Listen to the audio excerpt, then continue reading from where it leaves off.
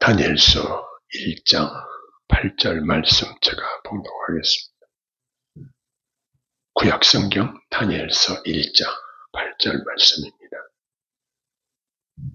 다니엘은 뜻을 정하여 왕의 음식과 그가 마시는 포도주로 자기를 더럽히지 아니하리라 하고 자기를 더럽히지 아니하도록 환관장에게 구하니.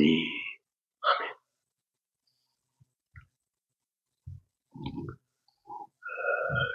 성경에 무릇 내 마음을 지키라 생명의 근원이 이에서 남이니라 라고 기록된 말씀을 우리가 많이 들었습니다. 이처럼 우리가 어떤 마음을 먹고 사느냐, 어떤 뜻을 품고 사느냐, 이것은 매우 중요한 문제인 것을 알게 됩니다. 우리가 무슨 일을 할 때 우리 마음과 우리 뜻대로 하게 됩니다. 그런데 그 뜻이 올바른지 아닌지가 중요합니다. 올바른 좋은 뜻을 품고 그 뜻이 이루기를 원하면 좋은 삶의 열매를 맺게 됩니다. 그러나 나쁜 뜻을 품고 죄악을 행하면 결국 망하게 될 것입니다. 어떤 사람이 어떤 뜻을 품고 어떻게 행하느냐 하는 것은 이처럼 매우 중요한 것입니다. 그러면 우리가 품은 뜻이 과연 옳은지 아니면 잘못된 것인지 어떻게 알 수 있을까요? 가장 확실한 구분은 성경이 확실하게 분별할 수 있도록 알려줍니다. 성경은 우리가 무엇을 먹든지 무엇을 마시든지 무엇을 하든지 다 하나님의 영광을 위하여 하라 라고 지침을 주셨습니다. 이 일이 과연 하나님이 기뻐하신 뜻과 일치하는 것인지 아니면 하나님이 싫어하시는 것인지 내주하시는 성령께서 때때로 깨닫게 해주시기도 합니다. 우리가 하나님이 기뻐하신 뜻을 알아 그 뜻대로 행하고자 한다면 성령께서 시시때때로 하나님의 뜻을 우리에게 알게 해 주실 것입니다. 누구든지 하나님이 기뻐하신 뜻대로 산다면 그는 진정으로 성공한 인생을 산다고 할 수 있을 것입니다. 다니엘서를 보면 이스라엘 역사와 또 바벨론 왕 시대에 있었던 그 부분에 대해서 나타나고 있습니다. 바벨론 왕 느부갓네살은 유다와 예루살렘을 침공하였습니다. 그때는 여호야김 왕위 있은 지 3년이 되는 해에 바벨론의 느부갓네살 왕이 예루살렘을 포위하여 결국 예루살렘 정복하고 왕을 사로잡고 그리고 자신의 마음에 드는 사람과 물건을 취하였습니다. 여호야김 왕에 대해서는 바벨론 왕이 자기에게 조공을 바치게 하고 그가 계속 유다를 통치하도록 남겨두었습니다. 느부갓네살 왕은 예루살렘 성읍이나 그 나라를 파괴하지 않았으며 단지 히스기야가 바벨론 왕의 사자들에게 그의 보물들을 성전을 열어서 보여주었을 때 내려진 바벨론의 화를 당하리라는 그 하나님의 예언을 성취시켰을 뿐입니다. 이렇게 하나님의 성소의 기명들이 바벨론 왕에 의해서 많은 성물들이 바벨론 왕의 섬기는 신의 묘로 옮겨졌는데 거기서 그는 자기 신이 이겼다는 것입니다. 그래서 자기 신께 영광을 돌리기 위해서 하나님의 성전에서 뺏어간 기명들을 그곳으로 옮겨놓았던 것입니다.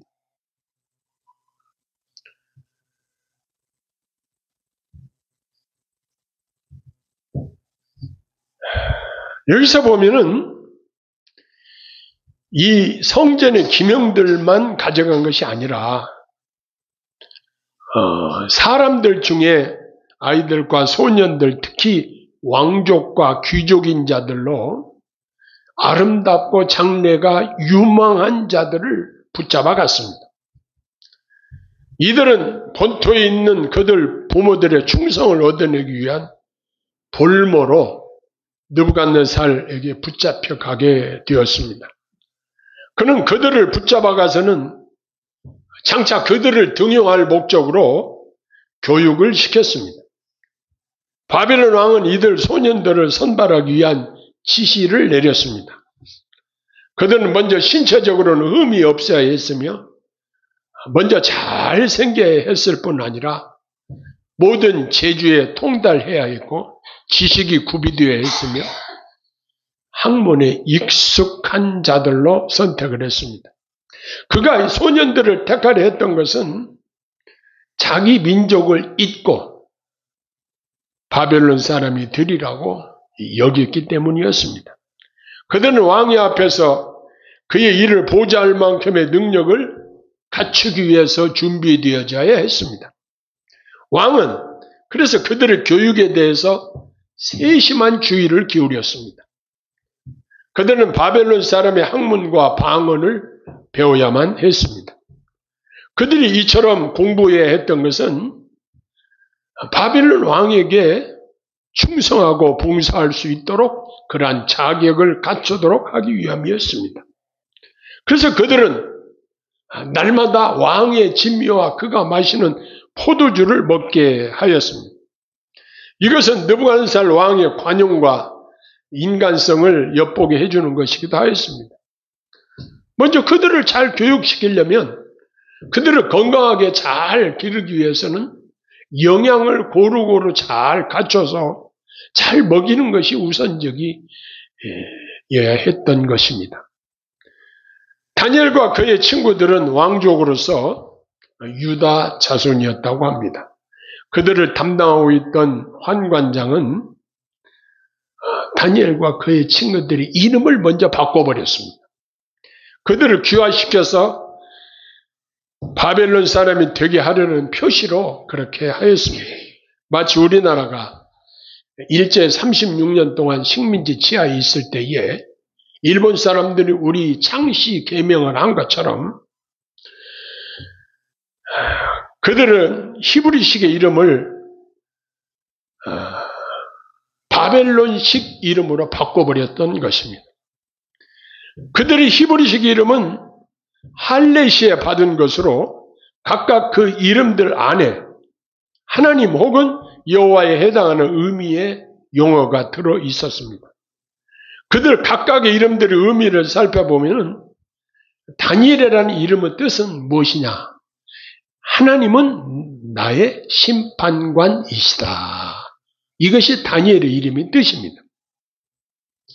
하나냐는 여호와의 은혜란 이름의 뜻이고 미사엘은 하나님은 강한 분이시다 이런 뜻이고 또 세 번째 친구 아사랴는 여호와는 도움이시라 이런 좋은 뜻을 가지고 있는 이름이었습니다.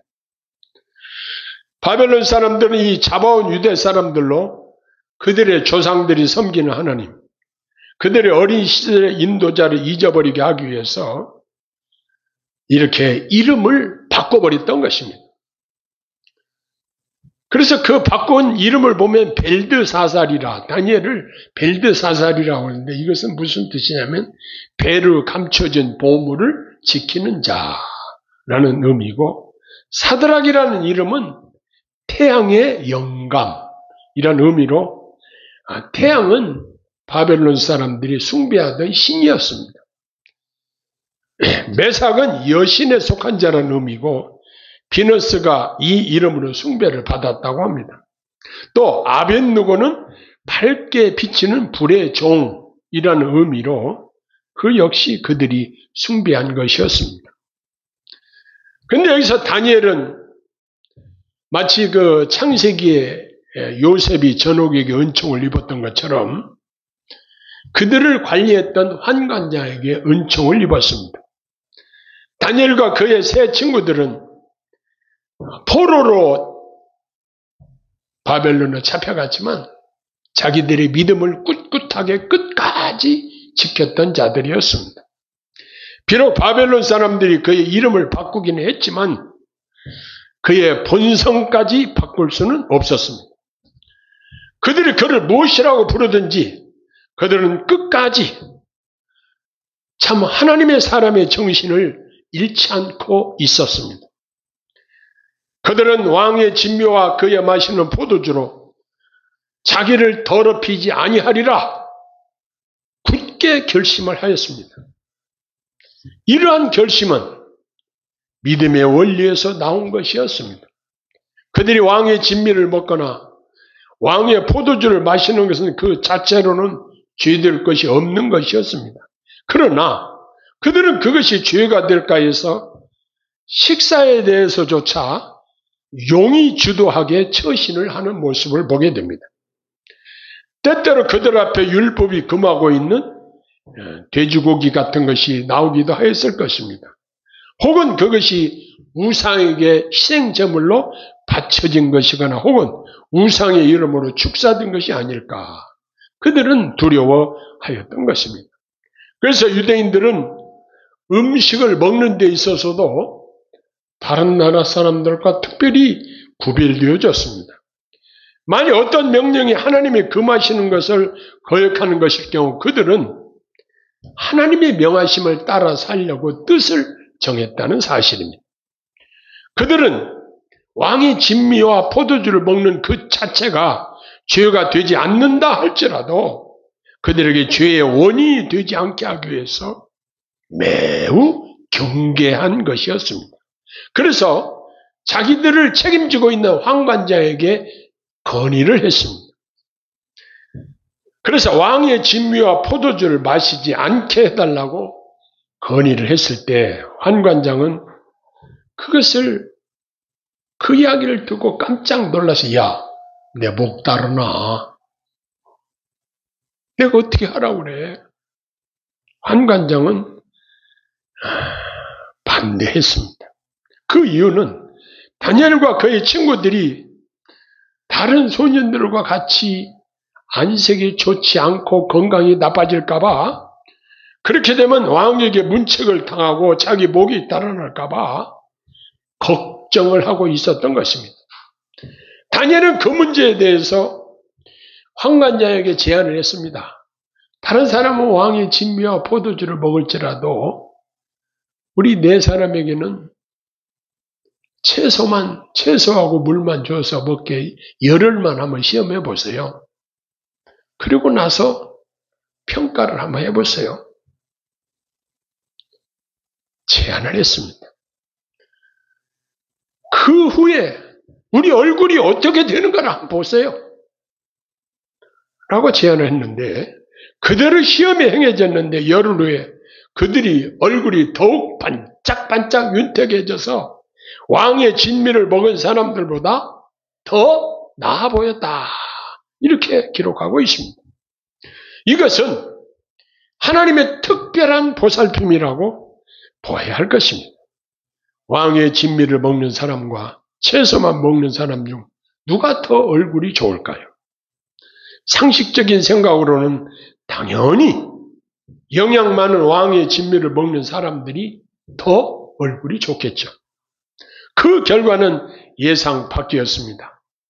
오히려 채소와 물만 먹은 다니엘과 그의 세 친구들이 얼굴이 더 좋았다고 기록하고 있습니다. 그래서 그들을 감독하는 자들은 그들로 자기들의 양심을 거스려 억지로 왕의 진미와 포도주를 먹지 않도록 허용했습니다. 이렇게 해서 그들은 맑고 깨끗한 정신을 유지할 수 있었던 것입니다. 하나님께서 다니엘과 그의 세 친구들에게 주신 큰 은혜는 그들은 그들의 조상들의 죄로 인해서 나라를 빼앗겼지만 그러나 하나님께서는 그들에게 지혜를 주셨습니다. 그것은 그들의 성결함을 지킨 것에 대한 상급으로 그들에게 지혜를 주신 것이었습니다. 그들은 하나님을 사랑함으로 가장 작은 일에 대해서라도 하나님을 배신하지 않고 자기들의 믿음의 정조를 지켰던 것입니다. 오늘 읽은 본문에서 중요한 부분이 있는데요. 왕의 진미와 포도주로 자기를 더럽히지 아니하기로 마음에 작정을 한 것입니다. 자, 하나님은 어떤 분이시죠? 거룩하신 분이에요. 즉 깨끗하신 분입니다. 하나님을 사랑하는 성도들은 거룩하신 하나님의 영을 모시고 사는 분들입니다. 하나님께서 이 다니엘과 그의 세 친구들에게 보답을 해 주셨습니다. 특히 다니엘에게는 갑절의 상을 주셨습니다. 그는 하나님께서 그에게 주신 하나님의 지혜와 명철로서 이상과 꿈을 해석할 수 있는 지혜를 받은 것입니다. 3년간의 교육기간 후에 그들은 왕이 앞에 나아가게 되었습니다. 그러자 왕이 친히 그들을 시험하여 보았습니다. 그 결과 그들이 바벨론에 있는 모든 학자들보다 더 지혜롭고 현명하다는 것으로 판단하게 되었습니다. 그래서 왕은 이 사실을 인정하고 그들이 왕의 앞에 서서 왕을 섬기도록 했던 것입니다. 그런데 여기서 우리가 발견하는 것이 무엇인가? 우리를 더럽히는 것이 무엇일까? 이 더럽힌다는 말이 오늘 읽은 한 절의 말씀 속에 두 번이나 반복해서 나오는데 바로 죄가 우리를 더럽히는 것입니다. 그래서 죄와는 피 흘리기까지 대항해서 싸우라고 성경이 명령하고 있습니다. 그런데 죄도 세력이 있는 존재인 것입니다. 죄의 세력이 아담과 하와를 넘어뜨린 실력으로 우리를 미혹하고 유혹하여 죄에 빠지도록 하는 무서운 놈입니다. 마귀는 이렇게 우리를 범죄하도록 유혹해서 우리를 더럽히고 하나님과 원수되게 만들고 결국 멸망과 저주를 받도록 만들어버리기 위한 수작을 꾸미고 있습니다. 그러면 어떻게 죄를 이길 수 있을까요? 걸어가신 성령님의 도우심을 힘입어야 할 것입니다.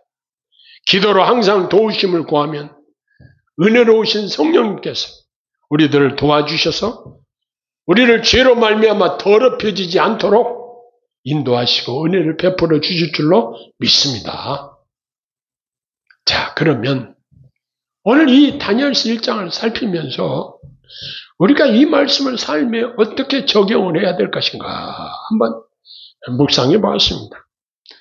먼저는 내 뜻을 버리고 하나님의 뜻을 따르기로 작정을 해야 한다는 것입니다.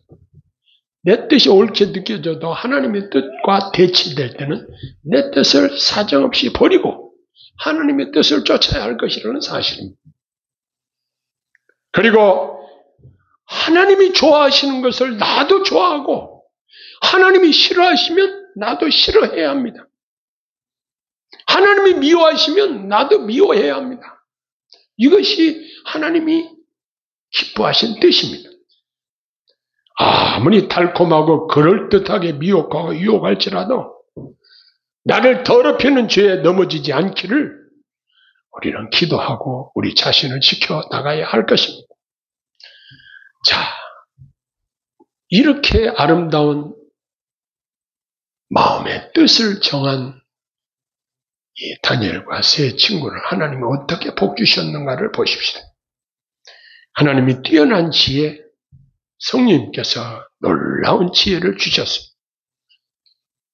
하나님이 주신 그 지혜로 말미암아 바벨론의 모든 학자들보다 모든 지혜로운 자보다도 가장 탁월한 지혜를 그들에게 주셨다는 사실입니다.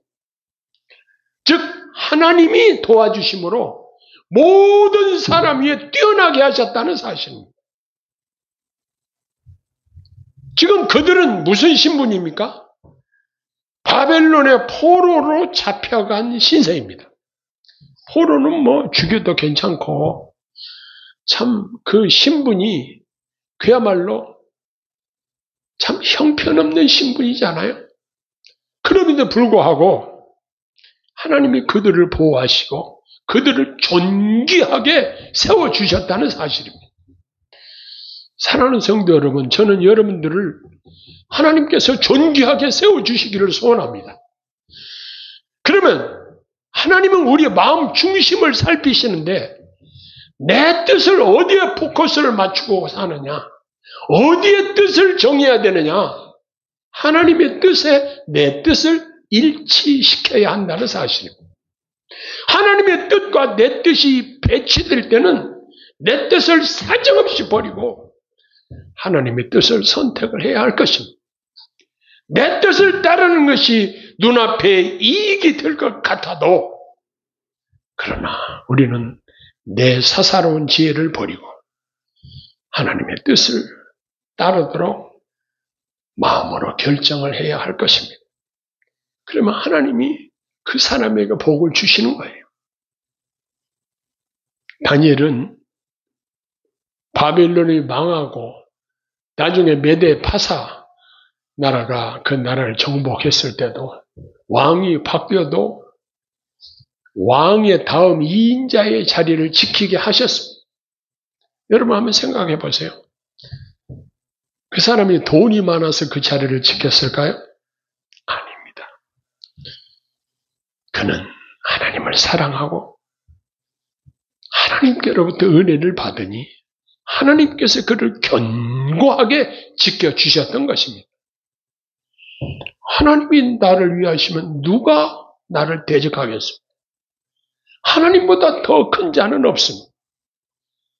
이 세상 아무리 대적들이 많이 있어도 하나님이 나를 반석 가운데 보호해 주시고 하나님의 은혜와 능력으로 나를 지켜주시는데 아무도 나를 해할 자가 없을 것입니다. 이를 위해서 우리가 할 일이 무엇인가? 내 뜻을 정해야 한다는 사실입니다. 내가 살든지 죽든지 내 몸에서 그리스도가 존귀히 되게 하기를 원하노라. 매 순간순간 주님 사랑합니다. 주님 뜻대로 하시옵소서. 내 뜻 버리고 주의 뜻대로 살기를 소원합니다. 이러한 마음 자세로 하나님 앞에 살아드릴 때에 하나님께서 그 사람의 인생을 책임지시고 인도하실 줄로 믿습니다. 한 주간 동안도 매 순간순간 하나님의 뜻에 합당한 뜻을 정하시기를 바랍니다. 그리고 그 뜻대로 살아드릴 수 있기를 간절히 소원합니다. 기도하겠습니다. 사랑의 주님, 내 뜻대로 살면서 나를 더럽히고 하나님을 배신하고 하나님의 뜻을 거역하고 살 때가 얼마나 많이 있었습니까? 하나님 아버지, 저희들을 불쌍히 여기시고 주의 손으로 붙드셔서 겸손하게 하나님의 뜻을 쫓아 살 수 있도록 도와주옵소서. 어디에 있든지 무엇을 하든지 살든지 죽든지 그리스도를 존귀케 하는 저희들 되게 하여 주시옵소서. 예수님 이름으로 간절히 기도하옵나이다. 아멘.